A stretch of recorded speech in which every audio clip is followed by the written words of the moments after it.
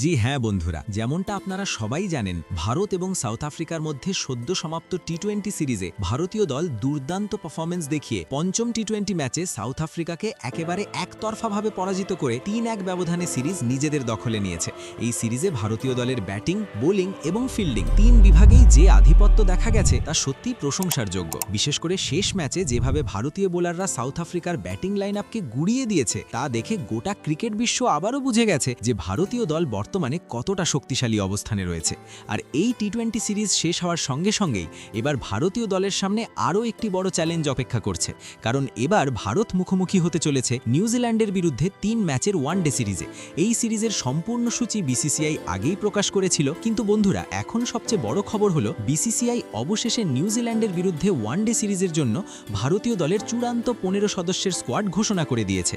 এই স্কোয়াড প্রকাশের পর থেকেই ভারতীয় ক্রিকেট সমর্থকদের মধ্যে ব্যাপক উত্তেজনা দেখা যাচ্ছে। বন্ধুরা, গতকাল অনুষ্ঠিত বিসিসিআই এর গুরুত্বপূর্ণ বৈঠকের পর ভারতীয় দলের যে স্কোয়াড ঘোষণা করা হয়েছে সেখানে একদিকে যেমন রয়েছে অভিজ্ঞ ও পরীক্ষিত তারকা ক্রিকেটাররা, ঠিক তেমনই রয়েছে একাধিক তরুণ ও আগ্রাসী খেলোয়াড় যারা ভবিষ্যতে ভারতীয় ক্রিকেটের বড় স্তম্ভ হয়ে উঠতে পারে।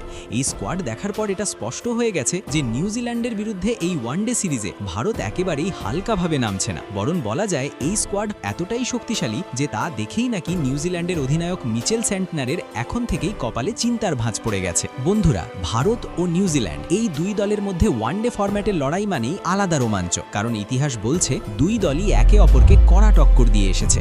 এখনো পর্যন্ত ভারত ও নিউজিল্যান্ডের মধ্যে মোট ১২২টি ওয়ানডে ম্যাচ খেলা হয়েছে। এর মধ্যে ভারত জয় পেয়েছে ৬২টিতে, নিউজিল্যান্ড জিতেছে ৫০টি ম্যাচ, আর ৮টি ম্যাচে কোনো ফলাফল বেরোয়নি। পরিসংখ্যান অনুযায়ী ভারত কিছুটা এগিয়ে থাকলেও নিউজিল্যান্ডকে কখনোই হালকাভাবে নেওয়া যায় না, কারণ নিউজিল্যান্ড এমন একটি দল যারা বড় দলের বিরুদ্ধে সবসময়ই অপ্রত্যাশিত চমক দিতে ওস্তাদ। বন্ধুরা, এবার যদি আমরা এই ৩ ম্যাচের ওয়ানডে সিরিজের ভেনিউগুলোর দিকে নজর দিই তাহলে দেখতে পাবো প্রথম ওয়ানডে ম্যাচটি অনুষ্ঠিত হবে বড়োদার কোটাম্বি ইন্টারন্যাশনাল ক্রিকেট স্টেডিয়ামে। এই মাঠ ব্যাটসম্যানদের জন্য বেশ সহায়ক বলে পরিচিত। দ্বিতীয় ওয়ানডে ম্যাচটি খেলা হবে রাজকোটের নিরঞ্জন শাহ ক্রিকেট স্টেডিয়ামে, যেখানে সাধারণত বড় স্কোর দেখা যায়। আর তৃতীয় ও শেষ ওয়ানডে ম্যাচটি অনুষ্ঠিত হবে ইন্দোরের ঐতিহাসিক হোলকার ক্রিকেট স্টেডিয়ামে, যেখানে ভারতীয় দল বরাবরই দুর্দান্ত পারফরমেন্স করে এসেছে। ফলে ৩টি ম্যাচই যে ভীষণ রোমাঞ্চকর হতে চলেছে তা বলাই বাহুল্য। এখন বন্ধুরা, যদি সম্প্রচারের কথা বলি তাহলে ভারত ও নিউজিল্যান্ডের মধ্যে এই ৩টি ওয়ানডে ম্যাচ ভারতে সরাসরি সম্প্রচার করা হবে স্টার স্পোর্টস নেটওয়ার্কে। আর যারা মোবাইল ফোনে বা অনলাইনে ম্যাচ দেখতে চান তারা জিও স্টার অ্যাপে লাইভ স্ট্রিমিং উপভোগ করতে পারবেন।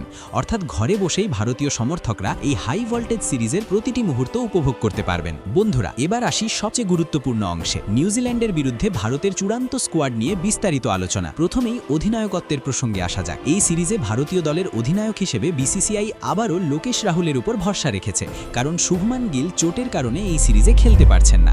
লোকেশ রাহুল শুধু একজন ব্যাটসম্যান হিসেবেই নয়, বরং একজন শান্ত ও বিচক্ষণ অধিনায়ক হিসেবেও নিজেকে প্রমাণ করেছেন। আর সহ অধিনায়ক হিসেবে দায়িত্ব দেওয়া হয়েছে হার্দিক পান্ডিয়াকে, যিনি মাঠে আগ্রাসী নেতৃত্ব দেওয়ার জন্য পরিচিত।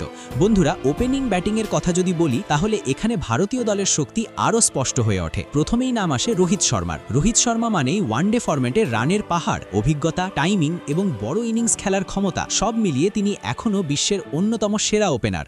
সাম্প্রতিক সময় তার ফর্মও দুর্দান্ত, যা তিনি সাউথ আফ্রিকার বিরুদ্ধে সিরিজে প্রমাণ করেছেন। তার উপস্থিতিতেই ভারতীয় ব্যাটিং লাইন আপ অনেক বেশি আত্মবিশ্বাসী হয়ে ওঠে। রোহিত শর্মার পাশাপাশি ওপেনিংয়ে রয়েছেন যশস্বী জয়সওয়াল। তরুণ হলেও ইতিমধ্যেই তিনি নিজের প্রতিভার ঝলক দেখিয়ে দিয়েছেন। শুরুতে ধীরে খেললেও একবার সেট হয়ে গেলে যশস্বী ম্যাচের রং বদলে দিতে পারেন। সাউথ আফ্রিকার বিরুদ্ধে তার শতরান প্রমাণ করে দিয়েছে যে ভবিষ্যতে তিনি ভারতের অন্যতম বড় ওয়ানডে তারকা হতে চলেছেন। আর তৃতীয় ওপেনার হিসেবে দলে জায়গা পেয়েছেন ঈশান কিষান। দীর্ঘ সময় জাতীয় দলের বাইরে থাকার পর আবারও প্রত্যাবর্তন করেছেন এই বিধ্বংসী লাথি ব্যাটসম্যান। সাম্প্রতিক সময়ে ঘরোয়া ক্রিকেটে দুর্দান্ত ফর্ম এবং সৈয়দ মুস্তাক আলী ট্রফিতে অসাধারণ নেতৃত্ব দেওয়ার ফল হিসেবেই তাকে এই স্কোয়াডে নেওয়া হয়েছে। ঈশান কিষানের আগ্রাসী ব্যাটিং যে কোনো সময় ম্যাচের মোড় ঘুরিয়ে দিতে পারে। বন্ধুরা, মিডল অর্ডারে ভারতীয় দলের সবচেয়ে বড় শক্তি হলেন বিরাট কোহলি। চাপের মুহূর্তে বিরাট কোহলি মানেই ভরসার নাম। অভিজ্ঞতা, মানসিক দৃঢ়তা এবং ম্যাচ ফিনিশ করার ক্ষমতা সব মিলিয়ে তিনি ভারতীয় দলের সবচেয়ে গুরুত্বপূর্ণ খেলোয়াড়দের একজন। সাম্প্রতিক ওয়ানডে সিরিজে তার ব্যাট থেকে যে রান এসেছে তা প্রমাণ করে দেয় যে তিনি এখনও কতটা ভয়ঙ্কর ফর্মে রয়েছেন। বিরাট কোহলির পাশাপাশি মিডল অর্ডারে রয়েছেন ঋতুরাজ গায়কোয়াড় ও তিলক বর্মা। ঋতুরাজ চাপের মধ্যে ধৈর্য ধরে খেলার জন্য পরিচিত, আর তিলক বর্মা তরুণ হলেও তার ব্যাটিংয়ে আলাদা ক্লাস দেখা যায়। এই দুইজন মিলিয়ে ভারতীয় মিডল অর্ডার আরও গভীর ও শক্তিশালী হয়ে উঠেছে। বন্ধুরা, অলরাউন্ডার বিভাগে হার্দিক পান্ডিয়া, অক্ষর প্যাটেল ও ওয়াশিংটন সুন্দর সুন্দর, এই তিনজন ভারতীয় দলের ব্যালেন্স একেবারে বদলে দিয়েছে। হার্দিক ব্যাট ও বল দুই দিক থেকেই ম্যাচ উইনার, অক্ষর চাপের মুহূর্তে নির্ভরযোগ্য পারফর্মার। আর ওয়াশিংটন সুন্দর তরুণ হলেও ভীষণ পরিপক্ক ক্রিকেট খেলেন। উইকেট কিপার হিসেবে লোকেশ রাহুল থাকায় ভারতীয় দল আরও স্থিতিশীল হয়েছে। আর বোলিং আক্রমণে কুলদীপ যাদবের স্পিন, সঙ্গে জসপ্রীত বুমরা, মোহাম্মদ শামি, অর্শদীপ সিং ও হর্ষিত রানার পেস আক্রমণ, সব মিলিয়ে নিউজিল্যান্ডের জন্য এই সিরিজ যে একেবারেই সহজ হবে না তা স্পষ্ট। সব মিলিয়ে বন্ধুরা, নিউজিল্যান্ডের বিরুদ্ধে এই ওয়ানডে সিরিজে ভারতীয় দল সম্পূর্ণ প্রস্তুত। এখন দেখার বিষয় মাঠে এই শক্তিশালী স্কোয়াড কতটা আধিপত্য দেখাতে পারে। আপনারা কি মনে করেন, ভারতকে এই সিরিজে নিউজিল্যান্ডকে হারিয়ে সিরিজ জিতবে? কমেন্টে জানাতে ভুলবেন না।